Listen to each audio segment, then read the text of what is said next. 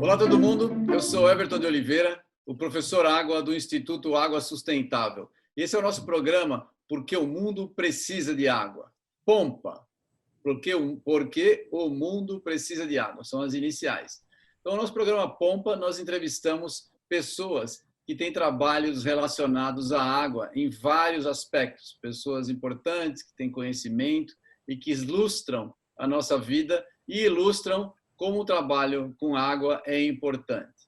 Tá? O nosso programa ele é patrocinado pela Hidroplan e hoje nós temos a grata surpresa e o prazer de trazer para vocês a Melissa Graciosa, que ela é engenheira civil, professora da UFABC, especialista em drenagem urbana, hidrogeologia e gestão do risco de inundações urbanas. Muito obrigado por você ter aceitado o nosso convite, Melissa, é um prazer ter você aqui.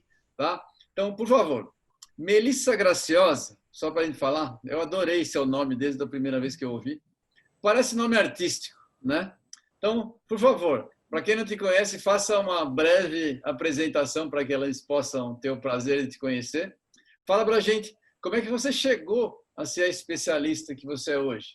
Você teve experiência na iniciativa privada antes de ir para a universidade? Conta para a gente aí, para a gente saber, para quem não te conhece, né, saber quem você é e como é que você chegou a essa especialidade.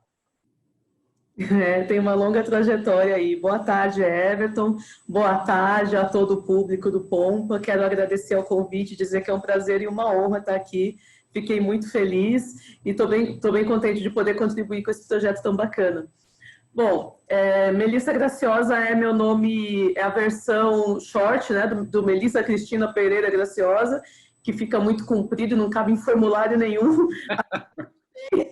E o Graciosa, ele não é pretensão, não, ele é um sobrenome mesmo, sobrenome português, e vem do meu avô paterno, né? Veio lá de Portugal. E tem mais Graciosas por aí no Brasil, assim, é relativamente comum ali naquela região. E eu sou de formação engenheira civil, me formei em 1999, então eu estou aí há 20 anos trabalhando com drenagem. O bichinho das águas urbanas me picou no final da graduação em engenharia civil, quando eu fiz o meu trabalho de conclusão de curso, abordando as causas e as possíveis soluções para as enchentes urbanas. Desse trabalho de graduação, nasceu o projeto de um mestrado que eu fui fazer lá na USP de São Carlos, e acabei ficando por 10 anos naquela cidade que me acolheu também. Fiz mestrado, fiz doutorado, trabalhei com consultoria, desenvolvi pesquisa, em parceria com pessoas muito bacanas mesmo, pessoas maravilhosas, assim, que contribuíram muito para a minha formação, como o professor Fazal, o professor Somi Vilela, o professor Mário Mendiondo, Rodrigo Porto e tantos outros ali da USP São Carlos, que foram nomes muito importantes para mim. E no mestrado eu trabalhei com sistemas de infiltração de águas urbanas. Eram de infiltração, então eu fiz modelagem e implantei, cavei minhas trincheiras lá e coloquei equipamentos para monitorar a infiltração em solos diferentes, tal. E foi esse o meu mestrado. Já no doutorado, eu fui trabalhar com a parte de gestão do risco de inundações urbanas, modelagem econômica e hidrodinâmica das inundações, pensando num sistema, um modelo de seguros para as inundações urbanas, semelhante aos modelos existentes aí para a área de agricultura, né? Modelo indexado, modelo baseado em índice climático.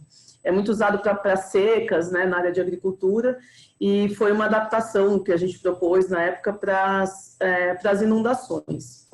E eu tive a oportunidade de fazer parte desse doutorado, um doutorado de sanduíche na Alemanha, lá no Vale do Reno, e conhecer como eles fazem gestão do risco de inundações lá. E, assim, é muito interessante a forma, o princípio é diferente, sabe? Eles partem de um único princípio, que é a próxima enchente virá com certeza. E aí, a partir desse princípio, eles desenvolvem todas as ações voltadas para a proteção contra as inundações urbanas. E aí eu vi que a gente estava partindo do princípio contrário, que era o princípio do se Deus quiser não vai chover de novo.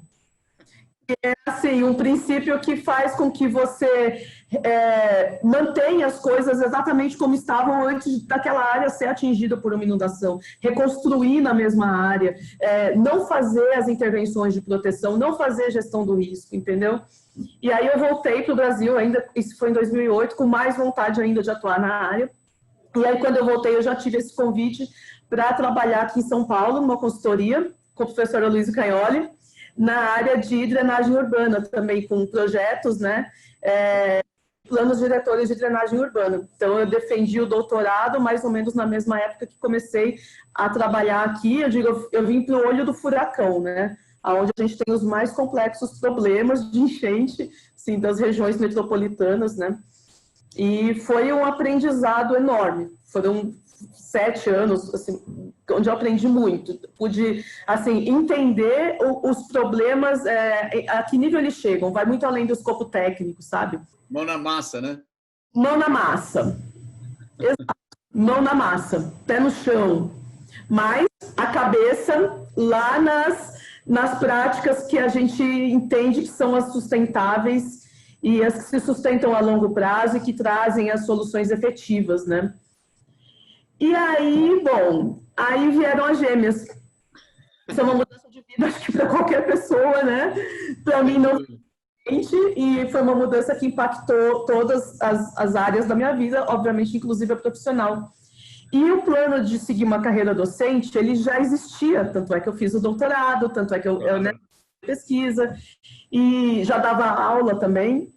Então, foi um plano que eu senti que era o momento de pôr em prática, que era o que ia me possibilitar melhor conciliar as coisas, né? Ficar em São Paulo e não viajar tanto, conciliar as coisas.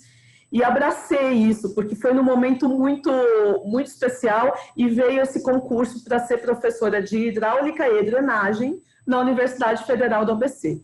E eu, que sou o tipo de pessoa que acredita em sinais, eu entendi um sinal.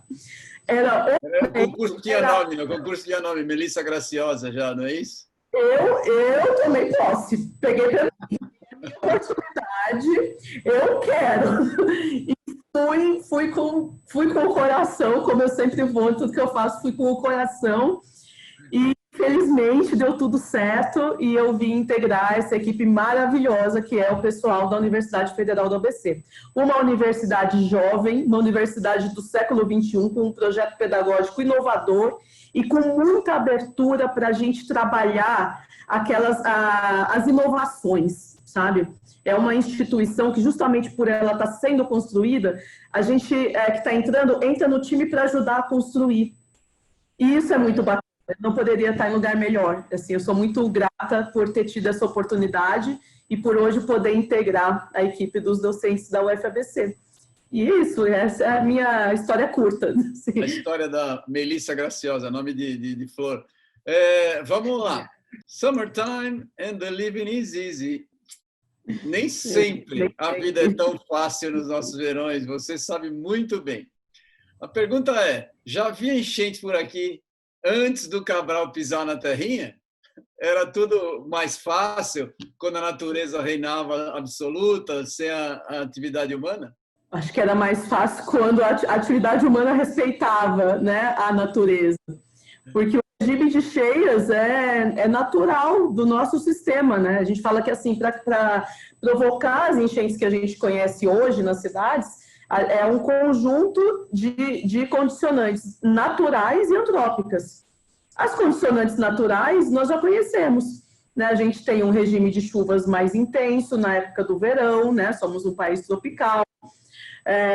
Os rios, eles têm uma formação que ele tem um leito de tempo seco, né? Onde a água escoa a maior parte do tempo, mas ele tem um leito maior, que é para onde ele vai extravasar na época das cheias. E ele tem ainda a planície de inundação, que é a área de várzea que ele vai ocupar nas cheias de maior porte.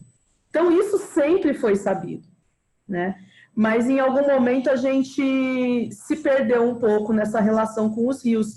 Historicamente, as cidades sempre foram construídas às margens dos rios, porque o rio é uma fonte de vida, né? Claro, claro.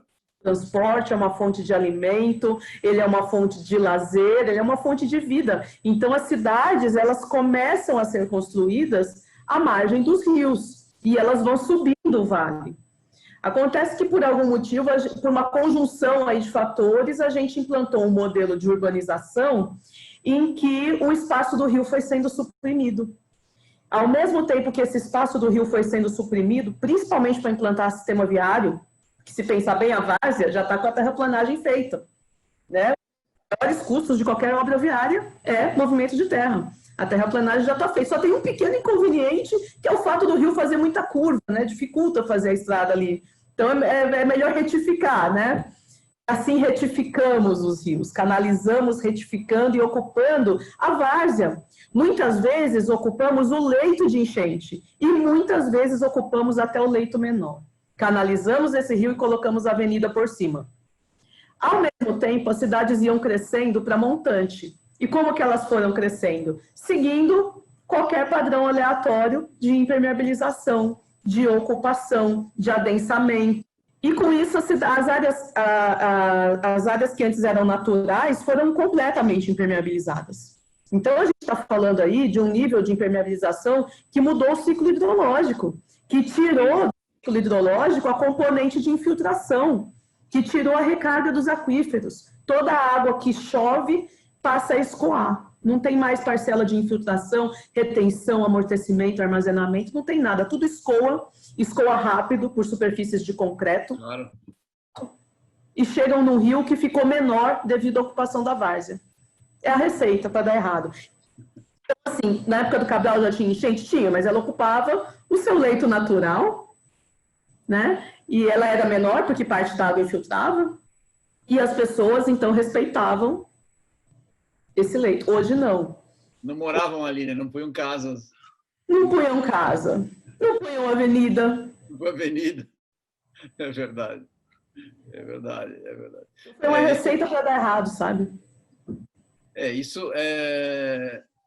As pessoas não enxergam isso muito bem, né? Então, explica pra gente, tenta fazer um resumo. Você faz um resumo bem claro, se você puder, você já fez mais ou menos a ideia, para leigos, como é que funciona a drenagem na cidade? Como é que é feito? Porque tem uma estrutura que é construída para isso daí.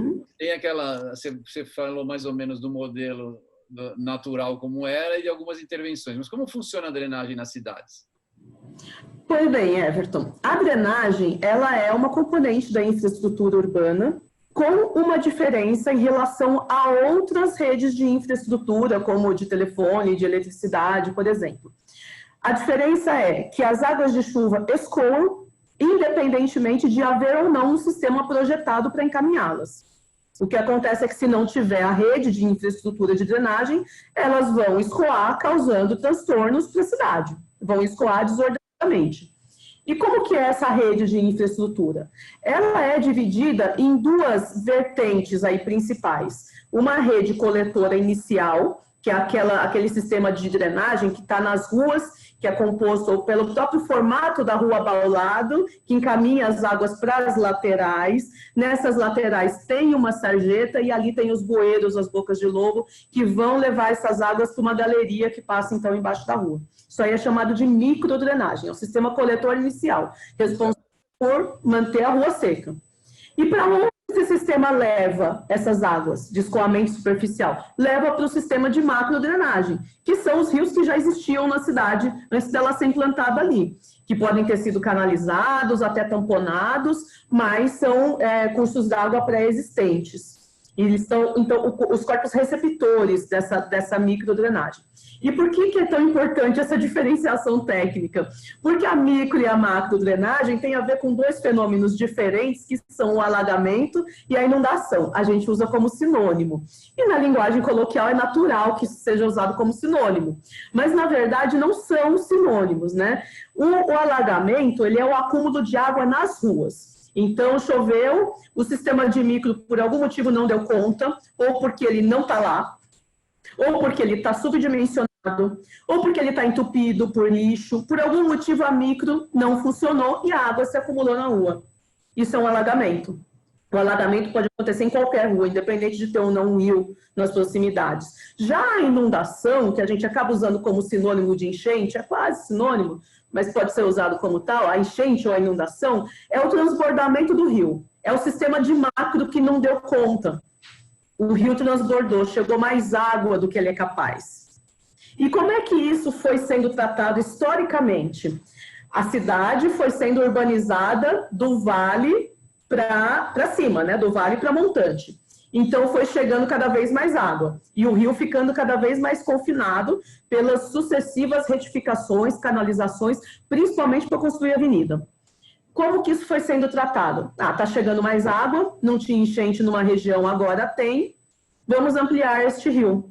E se fazia ali uma obra hidráulica do canal, fazia lá um dimensionamento, um estudo hidrológico, a vazão agora é tanto, vamos dimensionar, o canal que passa é tanto, dimensionou, aumentou o rio.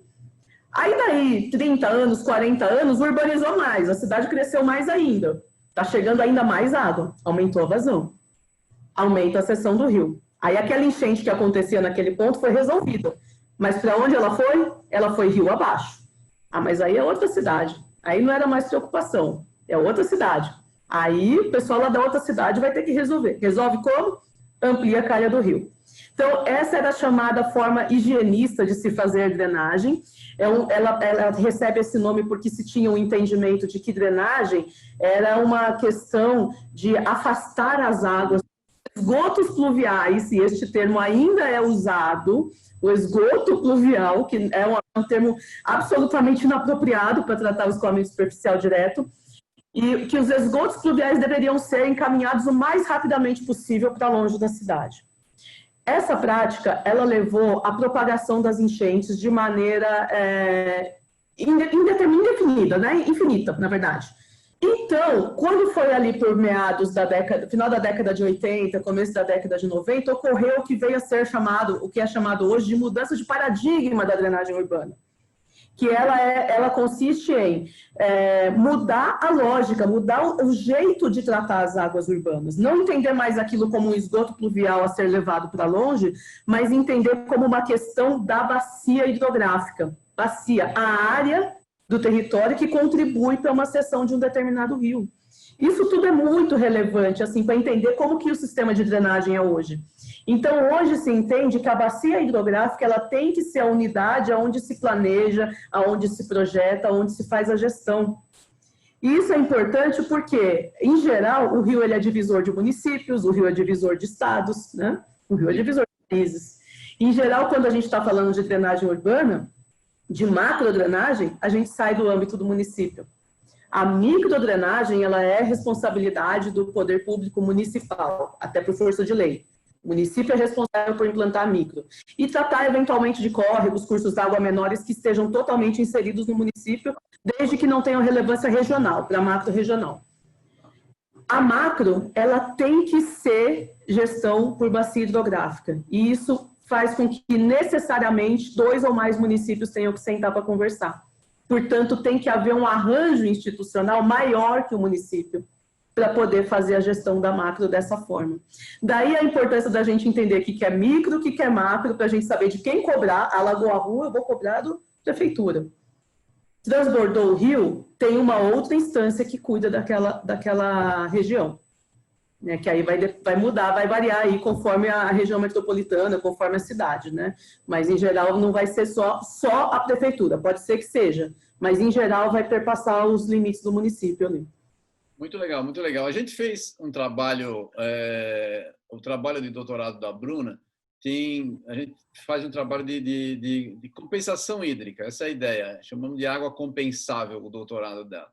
E uma das ideias e, por exemplo, quando você faz uma impermeabilização por uma construção de uma casa, qualquer tipo de impermeabilização, você está deixando de infiltrar, né? Então, a gente pensou em criar, assim como o crédito de carbono, alguma forma de compensação para quem gerasse qualquer intervenção que pudesse ser danosa em relação a fatos do ciclo hidrológico que afetam a vida das pessoas de um modo geral, para tornar isso sustentável. Então, a possibilidade seria, você tirou tanto de água, então você vai ter que ter um gasto muito maior de drenagem, então ou você aumenta a sua infiltração de alguma forma, ou você contribui para isso de alguma maneira, né? Mas a nossa ideia era que tivesse uma contribuição pessoal direta por medida de água, e não só por IPTU, alguma coisa do tipo. Né? Para evitar, a nossa ideia seria talvez a gente criar algum mercado que o Estado só regesse de alguma forma, mas que não participasse diretamente.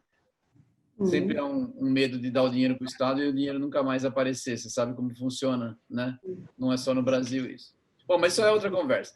Vamos lá, você participou do plano diretor da macrodrenagem do Alto Tietê, aqui em São Paulo, e também lá do plano diretor das águas pluviais da cidade do Rio de Janeiro, que são coisas, primeiro, gigantes, né? E são cidades bem diferentes, né? As situações são diferentes, velocidade de água é diferente, tem umas coisas interessantes. Conta para a gente aí, quais foram as principais diferenças, problemas e essas soluções abordadas e as soluções planejadas? Bom, realmente, são condições totalmente diferentes, é impressionante, tanto do ponto de vista natural quanto antrópico. O PDMAT, que é o Plano Diretor de Macrodrenagem do Alto Tietê, ele está já na sua terceira edição. Eu participei da segunda, que foi em 2009. Ele teve uma primeira edição em 98, foi um marco, porque foi pela primeira vez, assim, se consolidou um plano diretor de macrodrenagem, unindo os 39 municípios que drenam suas águas para o Rio Tietê, na bacia do Alto Tietê. Então, imagina, se cada um desses 39 for fazer a gestão da drenagem, fazendo canalização para resolver o problema de enchente. Então, foi um momento em que o poder regional, estadual, tomou para si a responsabilidade da macrodrenagem na região metropolitana. O DAE, de Águas e Energia Elétrica, assumiu para si a responsabilidade, unificou os 39 municípios em um único estudo que foi feito, então, na época, algumas bacias prioritárias, em 1998. Em 2009, foi feita a revisão desse plano. E no que consistiu essa revisão? O plano de 1998, ele tinha estudado bacias prioritárias, que eram consideradas as mais críticas com relação à ocorrência de inundações. Uma delas, a do Tamanduateí, que pega toda a nossa região do ABC, que acabou sendo a nossa área mais afetada por enchentes, justamente por ser uma região de transição entre o porto e a capital. Então, ela foi urbanizada mais rápido que as demais áreas, né, da Grande São Paulo.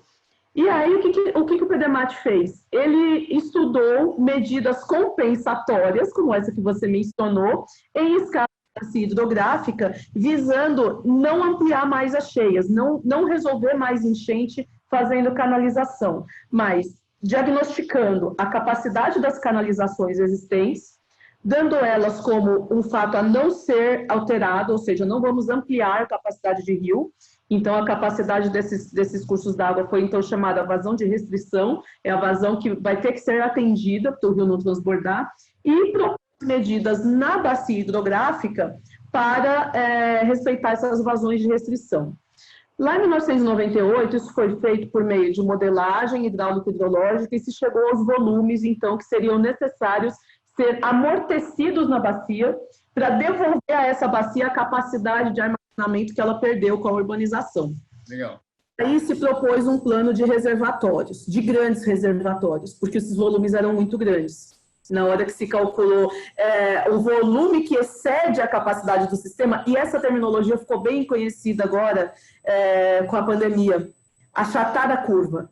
Né? Você pegar a curva de vazões, a curva de cheia, e achatar por meio de medidas de reservação para que ela fique abaixo da reta que é a capacidade do sistema, dada pela vazão de restrição. Pois bem, foram propostas inúmeras intervenções na cidade, e é uma área extremamente complexa, as áreas são difíceis, existe a pressão da urbanização é muito forte, então é muito difícil você ter áreas disponíveis para fazer essas grandes estruturas de reservação, e o plano começou devagar. Reservação é o piscinão. Isso, ficou apelidado de piscinão, foi um apelido político que a gente ganhou. Mas sabe que eu falava piscinão? Por que eu parei de falar piscinão? Quando eu fui trabalhar lá no plano do Rio de Janeiro, cheguei lá falando piscinão. E na cabeça do pessoal do Rio, piscinão é outra parada. Piscinão de Ramos.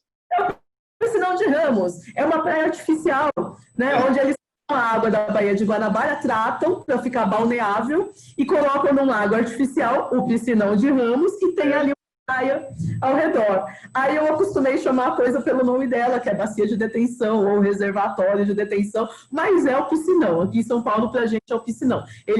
O rio, ao verter, ele vai verter, em vez de transbordar para as áreas contíguas, ele vai transbordar para dentro de uma bacia de detenção, que vai amortecer, vai segurar esse volume ali por um tempo e depois vai devolver esse volume para o rio em condições ali, com a capacidade de vazão desse rio. Então, isso foi feito pensando em larga escala, pensando para todas as bacias. Ao longo de 10 anos, o plano avançou muito devagar, pela dificuldade de conseguir as áreas, pelos valores das obras, muitas vezes obras enterradas, tornam o custo por metro cúbico muito mais alto. Em 2009, se viu a necessidade de fazer uma revisão e uma ampliação de alternativas de solução. E aí o PDMAT 2, que foi esse que eu trabalhei fazendo modelagem hidrológica e hidráulica nesse plano. Ele veio revisando as intervenções que tinham sido propostas no 1, ainda para aquelas bacias prioritárias, Tamanduateí, Quirivu, Médio Juqueri, Pirajussara, estou esquecendo alguém, Aricanduva. E o próprio canal do Tietê. Mas ele também veio com a proposta das canalizações lentas, dos parques lineares. Então, outras propostas ali complementando ou substituindo e revisando as do primeiro plano. E, assim, ele deu uma outra cara, né? Os conceitos já tinham evoluído bastante ao longo desses 10 anos, né? Então, o PDMAT 2 ele veio com outras proposições. No PDMAT 3, o escopo ampliou para toda a área da bacia e incorporou Pinheiros, que não estava no primeiro e no segundo. Por que não estava? Porque a cheia do Pinheiros era revertida, né? Então, ele não entrava com a cheia dele no Tietê. Só explica o que é revertida, porque quem não é de São Paulo não sabe. Ah, é verdade. Então, o Pinheiros ele tem instalações ali, usinas, né? Usina de traição, usina de retiro. A terceira, oh meu Deus do céu. Esqueci. São usinas que revertem as águas do Rio Pinheiros para o sistema lá de geração de energia para o litoral. Então, é um rio que ele tem uma declividade baixíssima, um canal artificial, que permite com que ele corra para cima, literalmente, né? Então, esse passou por várias reformulações, mas ainda acontece, essas reversões aí ainda acontecem. Então, a cheia do Pinheiros, a vazão de cheia do principal afluente do Tietê, ela não entra no Tietê. Então, por esse motivo, ele não estava nos PDMATs 1 e 2, porque esses PDMATs 1 e 2 eram focados no, então, principal objetivo da drenagem, que era o controle de enchentes. Hoje, a gente tem outros objetivos na drenagem. É controlar a enchente, é tratar as águas de escoamento superficial direto, é promover a recarga dos aquíferos subterrâneos, é restabelecer o convívio da cidade com o rio. Então, ele tem também, é um objetivo também, né, a recuperação dos rios urbanos e também promover cidades resilientes frente aos eventos climáticos extremos, né? Então, o PDMAT 3 ele veio com essa visão mais abrangente de toda a área e também focando em outros objetivos da drenagem urbana, que estavam presentes nas versões anteriores, mas que tinham um foco mais forte nas enchentes. O 3, ele acabou meio que ratificando algumas intervenções, a maioria das intervenções de reservação, mas propondo outras. Bom, quais diferenças, né, com relação ao Rio de Janeiro? A gente está num planalto. Então, a gente tem um rio aluvial, um rio largo, um rio de cheias, de grande planície, que é o Tietê, e 39 municípios drenando para ele. 21 milhões de habitantes drenando suas águas para um único curso de um único rio, com declividades relativamente baixas. A gente não decai nem 200 metros da cota mais alta da bacia do Alto Tietê até a calha do Tietê. Rio de Janeiro, 48 bacias hidrográficas dentro da mesma cidade. Efeito de chuva orográfica, uma serra que faz parar ali toda aquela umidade que vem do mar e chove muito mais, chove. A primeira vez que eu vi uma chuva de 300 milímetros, 280 milímetros em uma noite, eu falei, meu Deus, que chuva, eu nunca vi, chove diferente, né?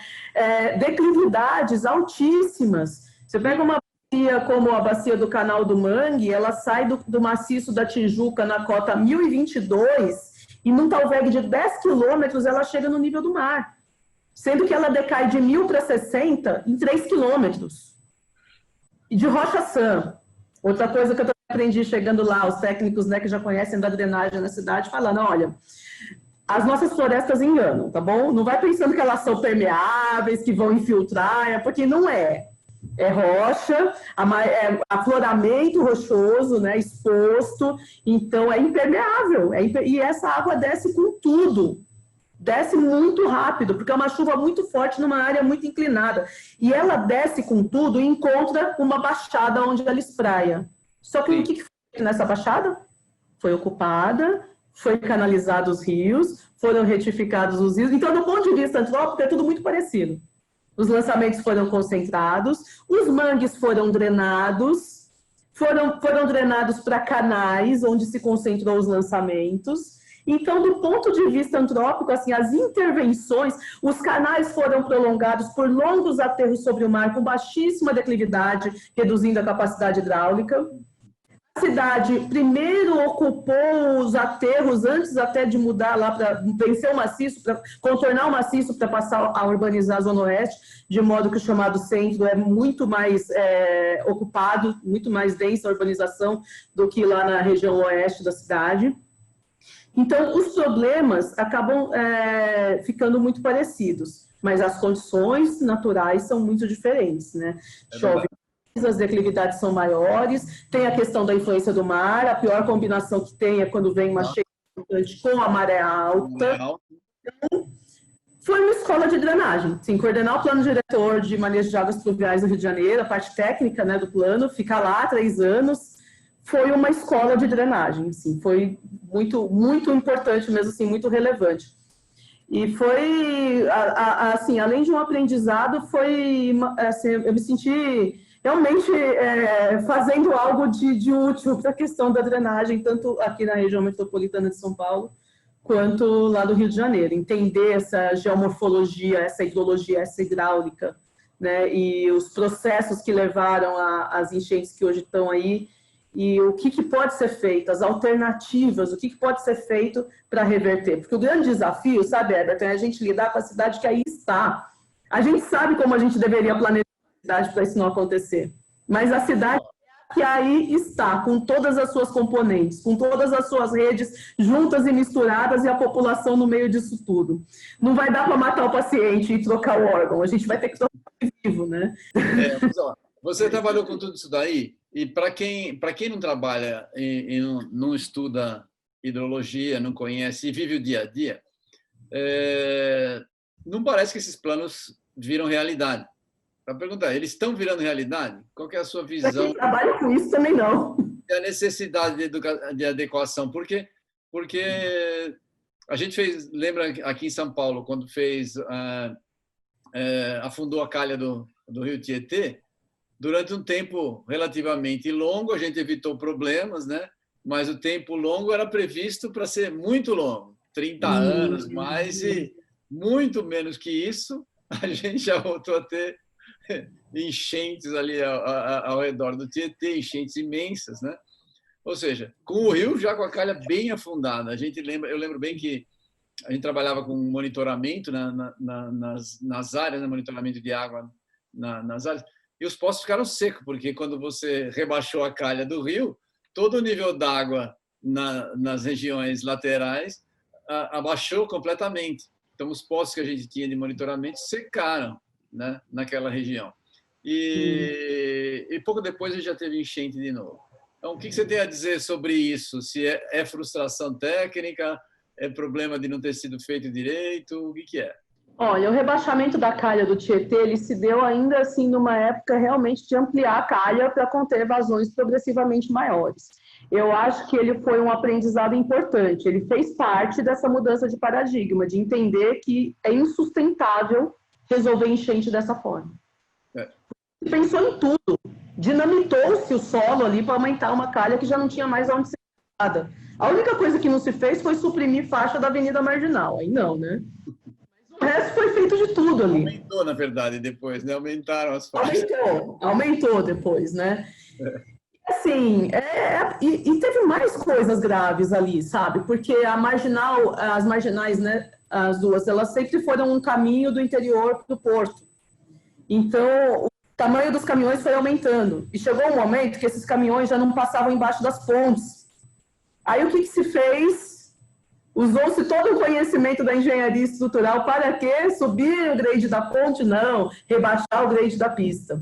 E aí, com isso, ainda por cima, se criou áreas baixas, que depois veio a ter que se adotar solução de polder, que é a tecnologia pela qual os Países Baixos têm suas áreas construídas abaixo do nível do mar, que é ficar bombeando constantemente, resumindo, o polder é isso, fazer um dique e ficar bombeando constantemente, porque se criou áreas abaixo do leito de inundação do rio, para rebaixar o grade para passar caminhão. Você vê como a engenharia viária ela sempre foi uma prioridade. A drenagem vem a reboque. Isso não mudou. Isso continua assim. Esse é o maior desafio. Então, você falou em frustração, essa é uma delas. A gente continua vendo o sistema viário fundamental. Não é o problema de ser o viário. A mobilidade urbana é importantíssimo. É o problema desse sistema ser fundamentado em vias de fundo de vale e que priorizam o escoamento de carro e não o das águas.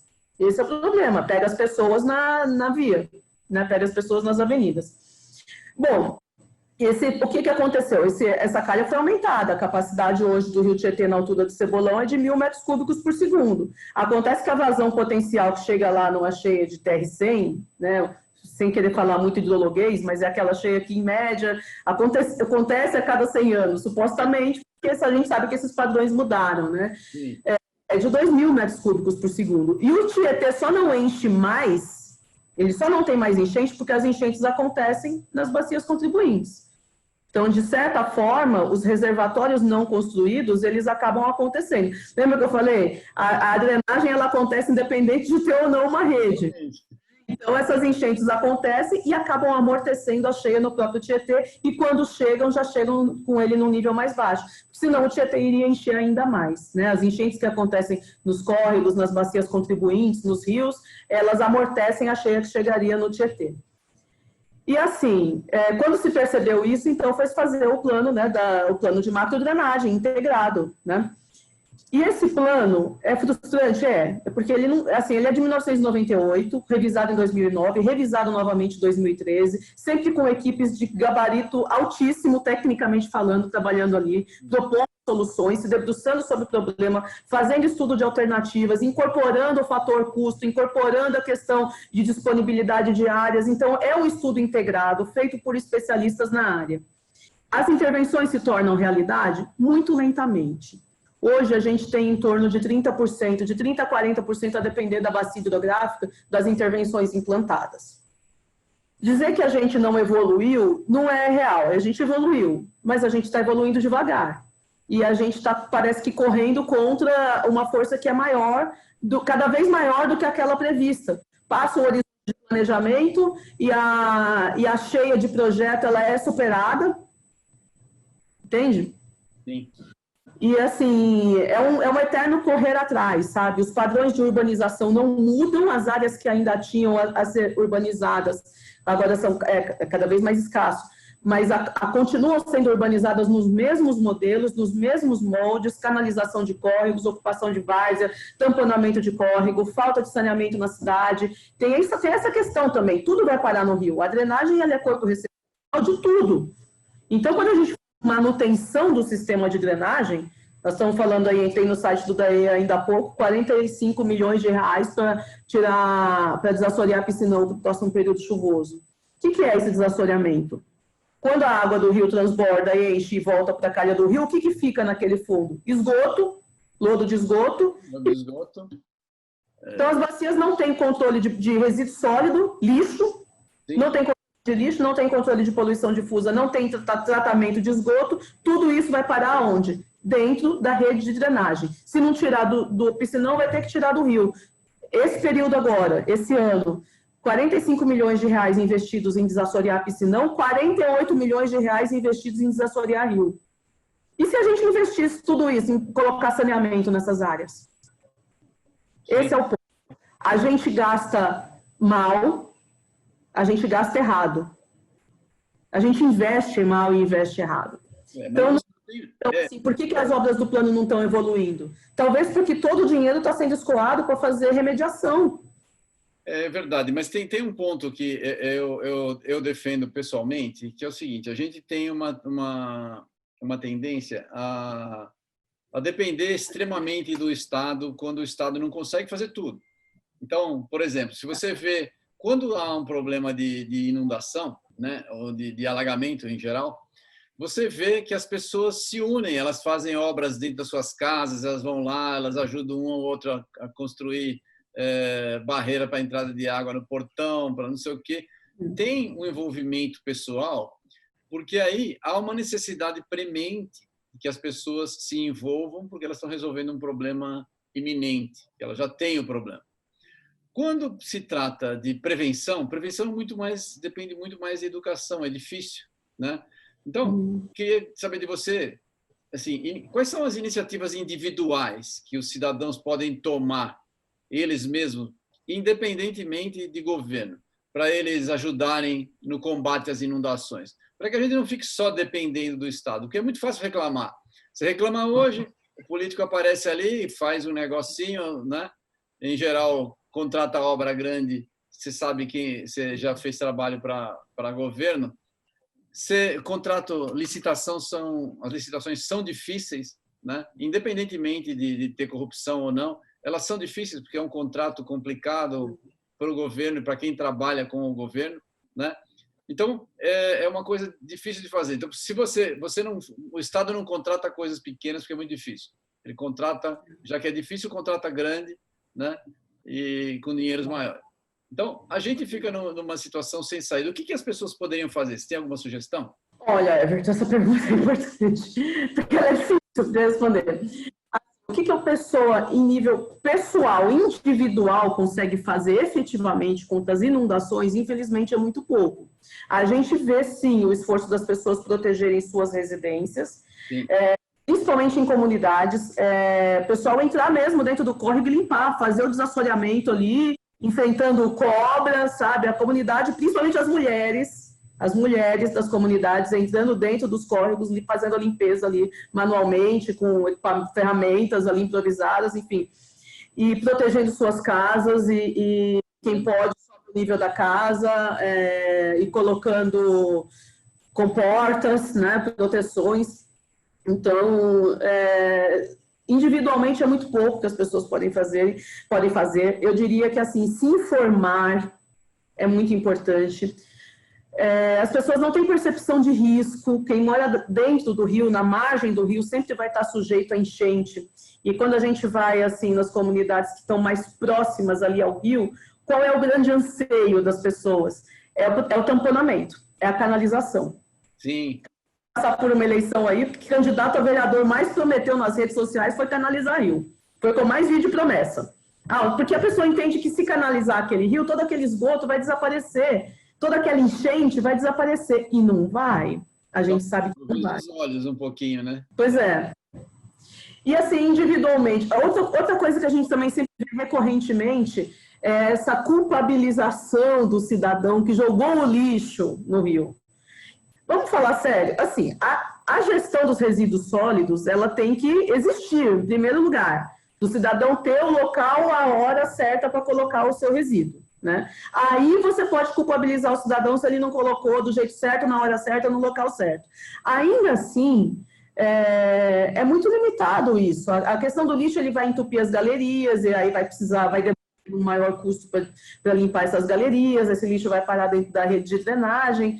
Agora, a gente tem um problema generalizado de macrodrenagem, um déficit hidráulico. A questão da drenagem, ela é uma questão de alocação de espaço. A água de chuva, ela vai ocupar os espaços, ela vem do jeito que vem, sabe? Então, é muito difícil aqui que uma pessoa individualmente pode fazer, a não ser se informar, procurar, na medida do possível, não ocupar essas áreas de risco, procurar, na medida do possível, não estar nas áreas de risco, porque a maior parte das enchentes acontecem nas avenidas, nas ruas, no sistema viário.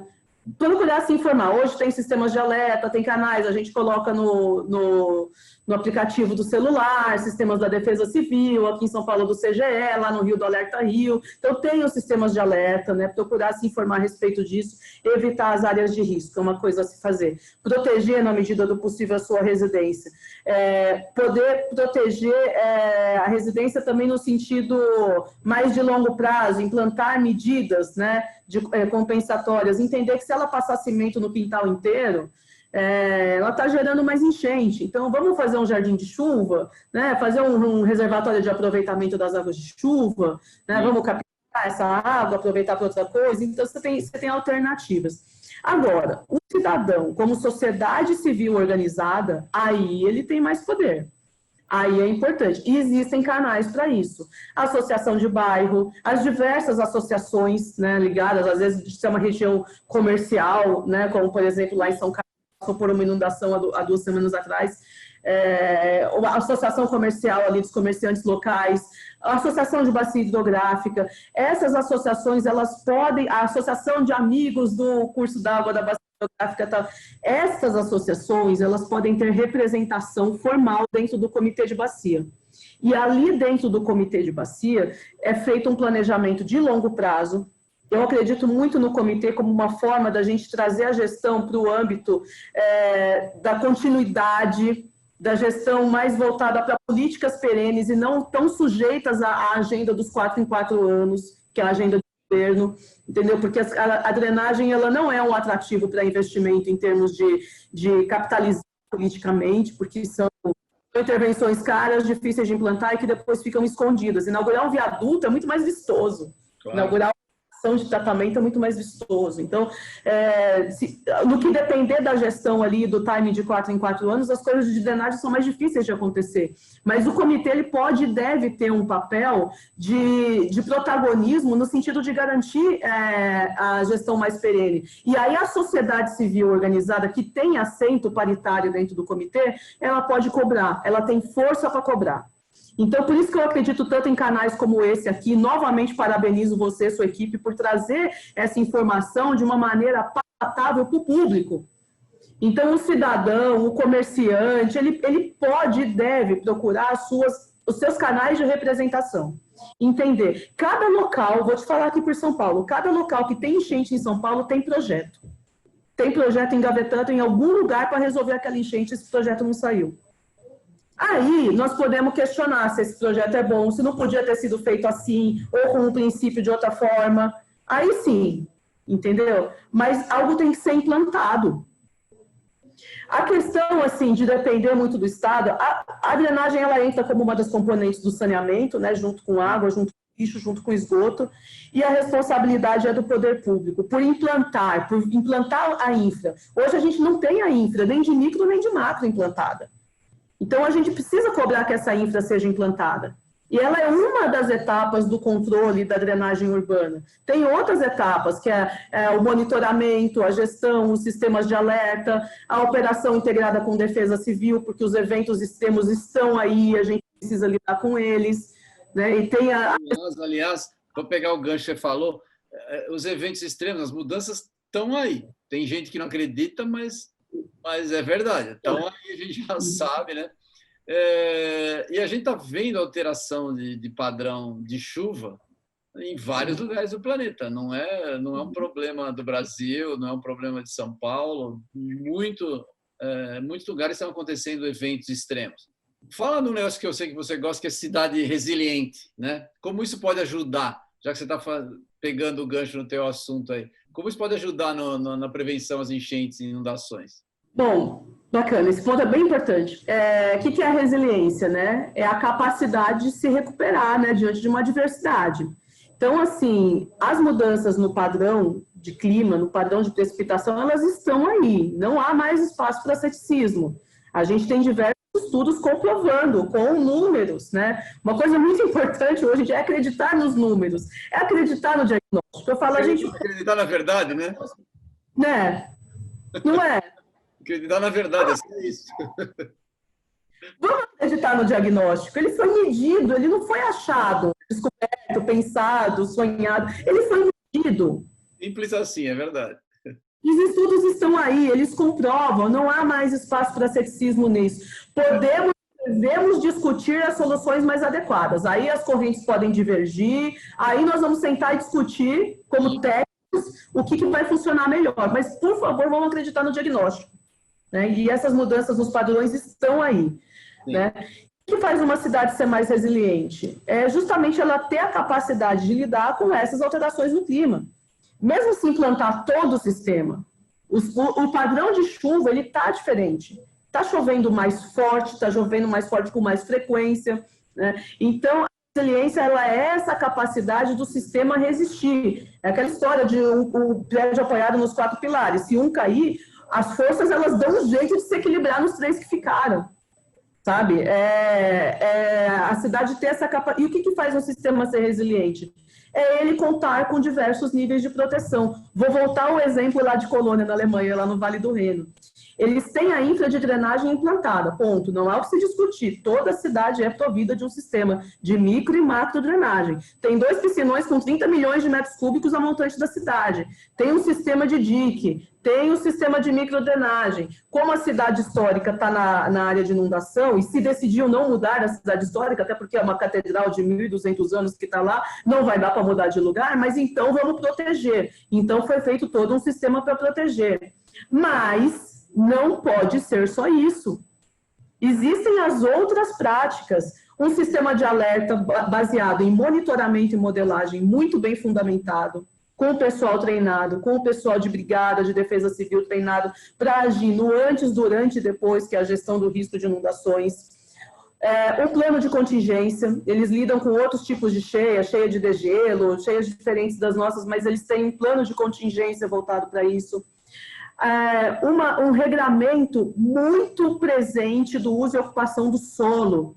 Não pode haver novas áreas urbanizadas dentro da faixa de inundação, ponto. E da faixa de inundação das cheias menos frequentes, vai ter um regramento como urbanizar, vai ter que deixar um percentual de área permeável, vai ter que implantar medidas como telhados verdes, as cisternas, né, para recolher água de chuva, os pavimentos permeáveis, os jardins de chuva, o qual eles têm muito bem projetado, assim, dimensionado, e faz parte da legislação, as pessoas têm que seguir aquilo, entendeu? Para ocupar as áreas onde é permitido ocupar.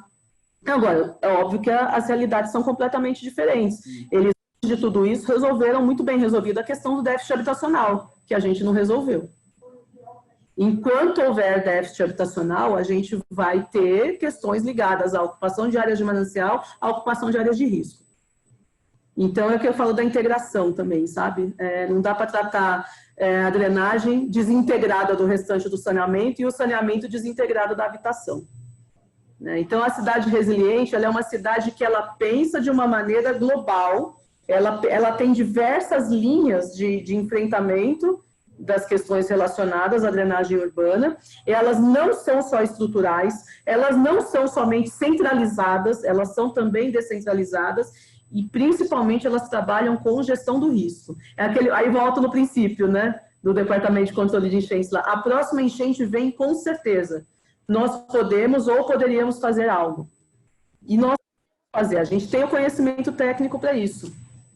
Boa. Só para falar, você citou como exemplo na Alemanha, a gente fez uma entrevista há pouco tempo, que vai sair agora também, com o Holger Weiss, e ele estava contando um caso lá ele mora em Leipzig, mas ele estava contando um caso do próprio Vale do Reno, que eles estão como você falou aí, mas é o jeito alemão de fazer as coisas. O cara planeja, senta, faz tudo, depois que está escrito, ele cumpre o que ele planejou, né, meticulosamente. O alemão funciona igual uma máquina, né? É impressionante.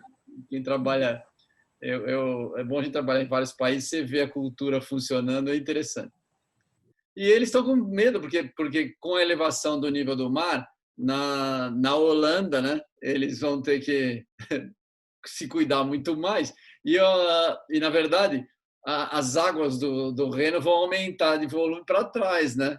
E tem algumas cidades na Alemanha. A Alemanha trabalhou muito com carvão. Eu sempre que eu trabalhei com isso lá na Alemanha, fui visitar algumas áreas. E essas minas, as cidades, elas cederam porque você fez muita mineração subterrânea, você teve muita rebaixamento de nível d'água, e aí você tem uma subsidência, mas é uma subsidência regional. Então tem um lugar lá que está, na verdade, abaixo do nível do Vale do Rio, né? E que vive 10 milhões de habitantes. Acho que é Düsseldorf que ele falou, se quiser assistir na entrevista. Ou seja, se tiver problema de inundação, eles vão ter que realocar 10 milhões de pessoas, né? Então, o problema é sério. Ele já falou, as mudanças climáticas estão tão sérias que o rio Spree, em Berlim, por exemplo, que tem aqueles barcos, aqueles passeios turísticos, tem algumas épocas que os barcos não conseguem andar porque não tem mais calado. Isso nunca tinha acontecido, né? Então, mesmo nos países que já estão trabalhando, eles estão tendo problemas novos, né? Problemas novos. Vou te fazer uma pergunta para você. Você dá aula e trabalhou na iniciativa privada. Se alguém está ouvindo essa nossa entrevista aqui, né, que alguém vai ouvir, com certeza, muita gente, o que você diria para ele no começo da carreira? Vale a pena trabalhar com hidrologia? Você recomendaria? Qual o futuro para quem está nessa área ou quem pretende ir?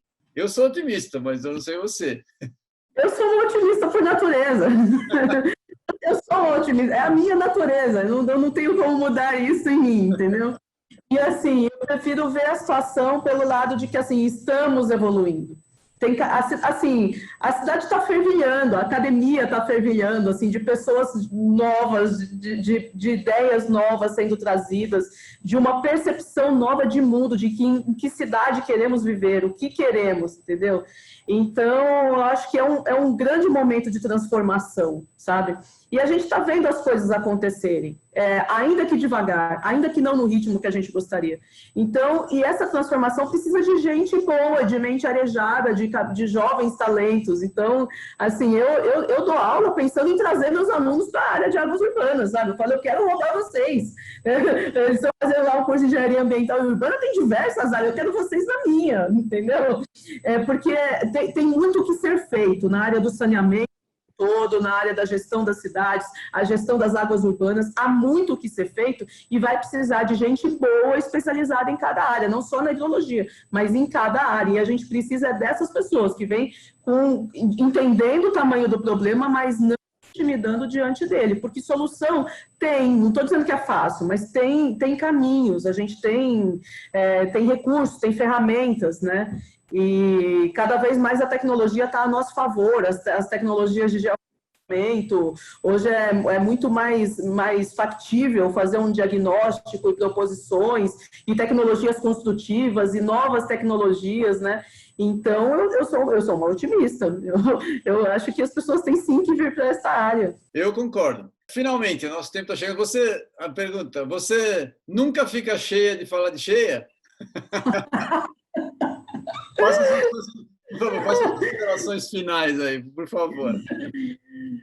Bom, eu ainda falo com muita empolgação. Depois de 20 anos trabalhando em drenagem urbana, eu ainda tenho aquele brilho nos olhos. Eu realmente espero não perder essa vontade, sabe? Porque é o que move, né? A vontade é o que move as pessoas. Então, ver as pessoas se movendo me incentiva, né? Eu não fico cheia, né? E eu falo, parece que eu estou falando pela primeira vez no assunto, sabe? É uma coisa... Eu comentei antes de começar a entrevista, né? Vamos conversar aqui um pouquinho para me acalmar, porque eu fico nervosa diante de qualquer situação em que eu tenha que falar, né? Seja dar aula, seja dar uma entrevista, gravar um podcast, palestra, eu sempre fico. Mas depois que começa, aí flui. E parece que eu nunca falei daquilo antes, tamanha assim, a vontade que eu tenho. Então, respondendo a pergunta, eu ainda estou com muita disposição, né? Assim, como considerações finais, eu queria mesmo deixar essa mensagem de positivismo, né, diante das enormes dificuldades, dos enormes desafios que a gente tem, essa mensagem de positivismo, de quem está disposto a vir trabalhar tecnicamente com isso, venha, porque nós estamos precisando, nossas cidades precisam, e o cidadão entender que ele tem caminhos, que ele tem recursos, que de imediato ele precisa se proteger, ele precisa se informar e procurar evitar as áreas de risco, ter percepção do risco, né? Porque as pessoas não têm a percepção do risco, as pessoas em geral não sabem que caminhar numa enxurrada de 15 centímetros pode te derrubar, de 30 centímetros pode te afogar, e acontece. Então, a percepção do risco é importante, se informar, mas também de se unir e de cobrar, e de encontrar os caminhos certos para cobrar. E existem esses caminhos. Então, essa é a mensagem que eu deixo. Tanto de positivismo, sim, mas de ação, sabe? De procurar os caminhos e se informar e encontrar a sua forma de, como cidadão, participar dessa solução. Ser parte dessa solução, sabe? Essa seria a minha mensagem final. Além de agradecer de novo, adorei o papo. Você é... Eu também foi vontade. gostei muito, gostei muito. Eu gostaria de agradecer, então, a presença da Melissa Graciosa, foi muito agradável, um papo muito interessante, eu tenho certeza que vai ser um sucesso. A gente vai voltar a falar com ela, porque quando tem problema de enchentes, de inundações, a gente vai tentar contactá-la para a gente passar notícias mais no calor do momento, porque falar friamente é uma coisa, mas falar no calor do momento pesa bastante, as pessoas ouvem mais, prestam mais atenção, então nós vamos voltar a conversar nesse assunto. Eu agradeço, Melissa, foi um prazer ter você conosco, um abraço a todos. Prazer é todo meu, obrigada.